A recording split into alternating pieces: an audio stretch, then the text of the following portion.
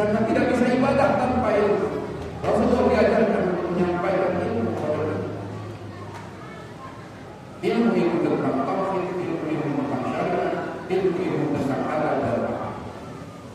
Ingatlah ketika Allah Subhanahu wa taala menyampaikan firman kepada Luqman, "Ya bunayya la tusyrik billah." Hai anakku, jangan menyekutukan Allah. Inna syirka la dzulmun 'adzim. Sesungguhnya syirik itu menyekutukan Allah adalah dosa yang sangat besar. Begitu juga dalam syariat. Ittaqullah haqqa tuqatih la tamutunna illa wa antum muslimun. Kita disuruh diperintah oleh Allah dalam kita takwa. Begitu juga di dalam amal kita diperintah oleh Allah untuk menjalankan kehidupan. Hadirin sekalian, sekarang saya ingin sampaikan kepada adab di dalam berilmu, adab di dalam beribadah, adab di dalam hubungan sesama. Allah Subhanahu wa taala berfirman, "Wa innaka la'ala khuluqin 'adzim." Sesungguhnya engkau benar-benar berbudi pekerti yang baik. Selanjutnya Rasulullah SAW dalam satu hadis yang diriwayatkan oleh Imam Sam'ani, beliau bersabda, "Inna Allah adabani wa ahsana adabi wa amarani bi makarimil akhlaq." Sesungguhnya Allah telah mengajarkan aku adab, lalu dibaguskan adabku, dan diperintahnya aku berperangai mulia, berakhlak mulia. Jadi kita dalam hidup ini harus punya adab dalam hidup. Orang yang berjalan tanpa adab seperti orang yang betul-betul tidak adab, tidak beradab. Orang berilmu tanpa adab, sia-sia ilmu. Orang kaya tidak punya adab, sia-sia kekayaan. Semua orang yang punya adab. Apakah itu adab? Adab adalah tingkah laku kita, sopan santun kita terhadap segala sesuatu. Adab kepada Allah, kita jangan menyekutukan Allah.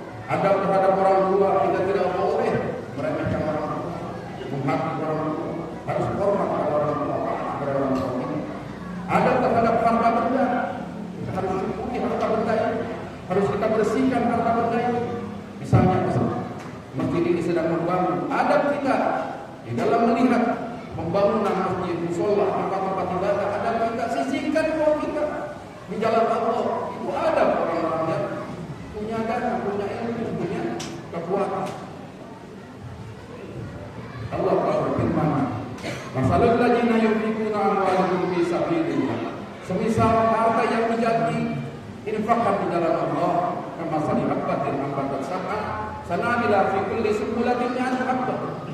Seperti menanam satu buah petir yang tumbuh menjadi 7 batang, dari 7 batang timbul beratus-ratus cabang, dari sana akan timbul buah-buahan dan seterusnya, bercabang begitu banyak pahala. Itu ada orang punya dana, punya uang, dia harus sisihkan. Karena semua uang yang ada pada dirinya tidak mutlak pada diri dia, punya dia. Sebagian tidak milik.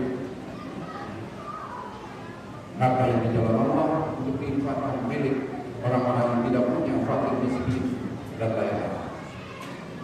Ada berilmu juga demikian. Orang yang punya ilmu tapi tidak punya adab, sombong dengan ilmunya, sia-sia ilmu, tidak akan dihargai oleh Allah Subhanahu wa taala.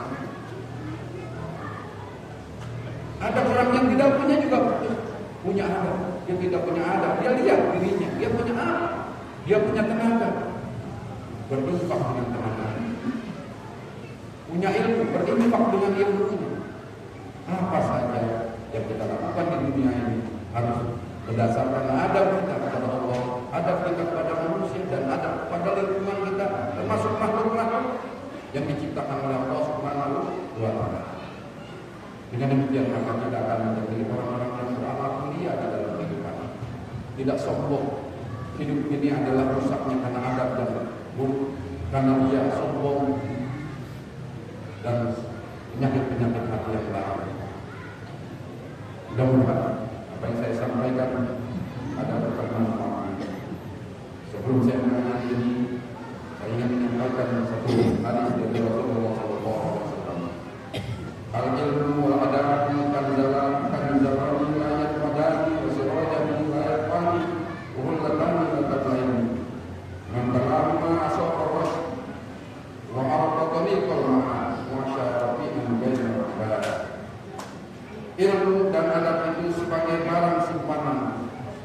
tidak binasa, tidak akan hilang, dan sebagai lampu yang tidak padam selama-lamanya, dan sebagai perhiasan yang tidak rusak.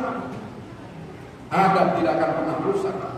Ilmu bisa rusak karena kelakuan kita terhadap ilmu, tetapi adab, akhlak yang baik tidak pernah akan rusak dan akan bersinar terus-menerus. Barang siapa yang memperoleh keduanya, niscaya ia mendapatkan petunjuk dari Allah, dan ia mengetahui jalan ke tempat kembali, dan ia mendapat hidup mulia di kalangan manusia. Pada titik jemaah Allah, selanjutnya Rasulullah bersabda, "Jika akan nasal iman, qaulil sultanin, fala yuzibka dzalika inna karamata razulu bi zawalihi la yuzibka ijak ramuka di dini al-adab." Apabila manusia memuliakanmu karena harta dan kekuasaan, maka yang demikian itu janganlah menggembirakanmu, karena kemuliaan itu akan hilang dengan karena hilang keduanya. Tetapi hiduplah dengan adab, mulialah dengan adab, karena agama adalah adab. Bila engkau memuliakan oleh mereka karena agama dan adab, maka engkau akan mulia di hadapan Allah dan bersama. Demikian khutbah yang kita sampaikan. Mari kita junjung tinggi tugas kita. Yang pertama adalah untuk membaca ayat-ayat Allah. Biasakan tiap hari membaca. Betapapun kuatnya kita baca ayat-ayat Allah. Kemudian yang kedua, tazkiyah, bersihkan hati kita dari penyakit-penyakit yang busuk, penyakit-penyakit yang akan merusak diri kita. Tazkiyah, menjaga adab kita, menjaga mulut kita, menjaga kelakuan kita. Yang keempat, yang ketiga adalah Quran ini, karena Allah memerintahkan Nabi Muhammad menyampaikan itu, wa yu'allimukumul kitaba wal hikmah, dan hikmah dari kehidupan ini. Mudah-mudahan kita semua dapat menjalani kehidupan kita dengan sebaik-baiknya, dengan menjalani kehidupannya dan menjaga larangan-larangannya. Barakallahu lakum fil Qur'an wa nafa'ani wa iyyakum bima fihi minal ayat wa taqabbal minni wa minkum tilawatahu innahu huwas samiul alim. Aku qouli hadza wa astaghfirullahal azim li wa lakum wa lisairil muslimin wal muslimat wal mu'minin wal mu'minat wastaghfiruhu innahu huwal ghafurur rahim.